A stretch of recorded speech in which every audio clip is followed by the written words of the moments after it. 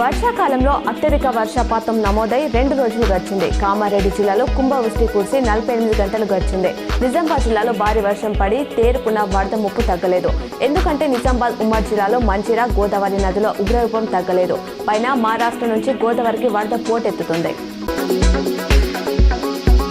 రాష్ట్రంలో ఆరోగ్యశ్రీ సేవలను ఇవాళ అర్ధరాత్రి నుంచి నిలిపివేయాలని నెట్వర్క్ ఆసుపత్రులు నిర్ణయించాయి. ₹1,100 కోట్ల పెండింగ్ బకాయిలు చెల్లించకపోతే సెప్టెంబర్ 1 నుంచి సేవలను నిలిపివేస్తామని ఇప్పటికీ ప్రభుత్వానికి లేఖ రాశామని అయినా స్పందన రాలేదని ఆసుపత్రుల యాజమాన్యాలు పేర్కొన్నాయి. నిజామాబాద్ జిల్లా సాలూరా మండలంలో అచ్చన్పల్లి లయన్స్ క్లబ్ ఇంటర్నేషనల్ అచ్చన్పల్లి శాఖ ఆధ్వర్యంలో వరద ప్రభావిత ప్రాంతాలైన బోధన్ సాలూరా పక్కన ఉన్న మాదర్నా ఉన్సా కాజాపూర్ గ్రామాల్లో సహాయక కార్యక్రమాలు ప్రారంభించారు. ఈ గ్రామాలు ఇటీవల కురిసిన భారీ వర్షాలకు తీవ్రంగా దెబ్బతిన్నాయి. హైదరాబాద్ లో శాసనసభ సమావేశం అనంతరం సీఎం రేవంత్ రెడ్డిని Nizamabad rural MLA doctor Reklapalli Bhupat Reddy కలిశారు. నిజామాబాద్ జిల్లాలో జరిగిన వరద నష్టం గురించి సీఎం రేవంత్ రెడ్డికి వివరించారు.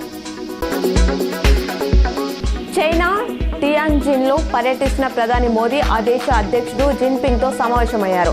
దాదాపు 7 ఏళ్ల తర్వాత ఇరు దేశాల నేతలు తొలిసారి భేటీ అయ్యారు. ప్రపంచవ్యాప్తంగా నెలకొన్న సంక్షోభాల నేపథ్యంలో వీరి సమావేశం ప్రాధాన్యం సంతరించుకుంది.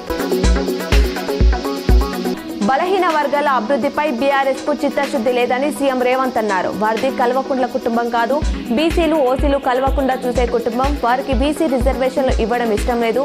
గంగ్ల కమలాకర్ వారి మాయలో పడద్దు. 2018లో బీఆర్ఎస్ తీసుకొచ్చిన పంచాయతీరాజ్ మున్సిపల్ చట్టాలు గుద్దిబండగా మారాయన్నారు. 6 బీసీలకు 42% రిజర్వేషన్లు ఇస్తామని సీఎం రేవంత్ తేల్చి చెప్పారు. బీసీ రిజర్వేషన్ల కోసం డెడికేషన్ కమిషన్ ఏర్పాటు చేస్తామని అమలుకు చిత్తశుద్ధితో పనిచేసినట్లు వెల్లడించారు. ప్రస్తుతం ఈ అంశం రాష్ట్రపతి దగ్గర ఉందని, ఈ బిల్లును ఆమోదించాలని కేంద్రాన్ని ఎన్నోసార్లు విజ్ఞప్తి చేసినట్లు వివరించారు. అసెంబ్లీలో మాజీ మంత్రి గంగుల కమలాకర్, మంత్రి పొన్నం ప్రభాకర్ మధ్య మాటల యుద్ధం జరిగింది. బీసీలపై మంత్రికి అవగాహన లేదు అని గంగుల వ్యాఖ్యానించడాన్ని మంత్రి పొన్నం తీవ్రంగా ఖండించారు. ఆకారం ఉంటే అవగాహన ఉంటుందనుకుంటే నేనేం చేయలేను, ఆయన కంటే ఎక్కువ చదువుకున్నా ఆ మాటలు వాపసు తీసుకోవాలని డిమాండ్ చేశారు.